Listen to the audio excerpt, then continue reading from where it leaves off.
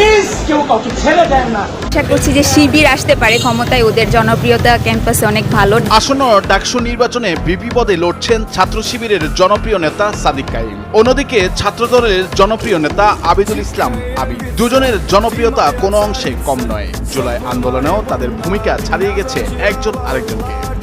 আমরা কি ভয় পাবো? ঢাবি শিবির সভাপতি সাদিক কাইম সমন্বয়ক না হয়েও সাংগঠনিকভাবে বিপ্লবকে উদ্ধৃত করতে সবই করেছেন।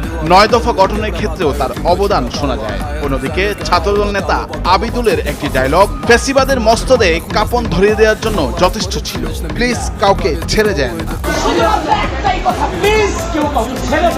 আসন্ন ডাকসু নির্বাচনে দুজনের মাঝে হাড্ডাহাড্ডি লড়াই হবে সেটা বলার অপেক্ষা রাখে না। জুলাই আন্দোলনের পর ঢাবি শিবির সভাপতি সাদিক কাইমের জনপ্রিয়তা দিন দিন বেড়েই চলছে। বিশেষ করে নারী শিক্ষার্থীদের পক্ষ থেকে তাকে ভোট দেওয়ার কথা শোনা যাচ্ছে। অন্যদিকে ছাত্রদল নেতা আবিদ গতানুগতিক তথাকথিত বুলিয়া আওড়ানো নেতাদের গণ্ডি পেরিয়ে তার কথায় রয়েছে ভরসা রাখার জায়গা। বুদ্ধিভিত্তিক বিকাশ যেটা সাধারণত ছাত্রদল নেতাদের কাছে সচরাচর দেখা যায় না, তাকেও ভিপি বানাতে চান শিক্ষার্থীদের বৃহদাংশ।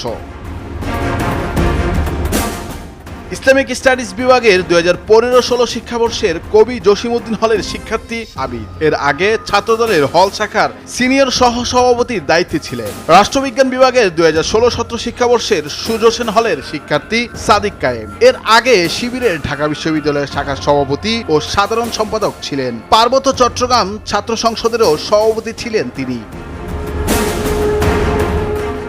ঐক্যবদ্ধ শিক্ষার্থী জোটের ভিপি প্রার্থী সাদিক কাইম তার ইশতেহারে বলেছেন, ডাকসুর কাজ নেতা তৈরি করা নয়, বরং শিক্ষার্থীদের স্বার্থ হাসিল করা, শিক্ষার্থীদের দাবিগুলো প্রশাসনের কাছে পৌঁছে দেওয়া এবং সেগুলো বাস্তবায়ন করা। আবাসন সংকট নিরসনে তার পরিকল্পনা জানিয়ে তিনি লিখেছেন, 104 বছর পেরিয়ে গেলেও শিক্ষার্থীদের আবাসন সংকট এখনো রয়ে গেছে। তিনি আশ্বাস দিয়ে বলেন, নির্বাচিত হলে আবাসন সংকট সহ শিক্ষার্থীদের মৌলিক সুযোগ সুবিধা নিশ্চিত করতে কাজ করে যাবেন। হলের খাবার নিয়ে সাদিক কায়েমের ভাষ্য হলো, আমাদের শিক্ষার্থীদের এখনো খাবার নিয়ে চিন্তা করতে হয়, অথচ বিদেশি বিশ্ববিদ্যালয়গুলোতে শিক্ষার্থীদের এ ধরনের দুশ্চিন্তা নেই। আমরা এই সমস্যা নিরসনে কাজ করব। রেজিস্ট্রার ভবনে শিক্ষার্থীদের ভোগান্তির প্রসঙ্গ টেনে তিনি বলেন, সেখানকার কাজ এখনো মান্দাতা আমলের মতো চলে। শিক্ষার্থীদের এক কাজের জন্য বারবার দৌড়াতে হয়। এই সমস্যা সমাধানে কাজ করে যাবেন তিনি।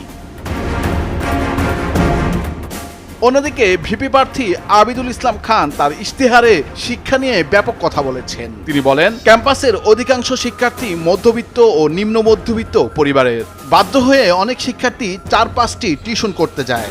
সময়ের অভাবে অনেক শিক্ষার্থীর সিজিপিএ 3.50 নিচে নেমে যায়, ফলে তারা ভালো চাকরির প্রতিযোগিতা থেকেও বাদ পড়ে। ছাত্রদল শিক্ষার্থীদের জন্য এমন এক পরিবেশ তৈরি করতে চায় যেখানে তারা মাথার উপর একটি ছাউনি আর পড়ার জন্য একটি টেবিল নিশ্চিত পাবে।